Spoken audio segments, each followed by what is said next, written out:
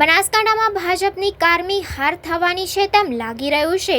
ભાજપના ઉમેદવારનું ફોર્મ ભરાવવા માટે રાજસ્થાનના મુખ્યમંત્રી અને ભાજપના અનેક નેતાઓ આવ્યા હતા, તેમ છતાં 70% ખુરશીઓ ખાલી હતી। રાજસ્થાનના મુખ્યમંત્રી ભાષણ કરતા હતા ત્યારનો આ વિડીયો સામે આવ્યો છે। 10-20 हजार लोग डेली इधर आते हैं, उधर जाते हैं, रिश्तेदारी है, रोटी बेटी का संबंध है।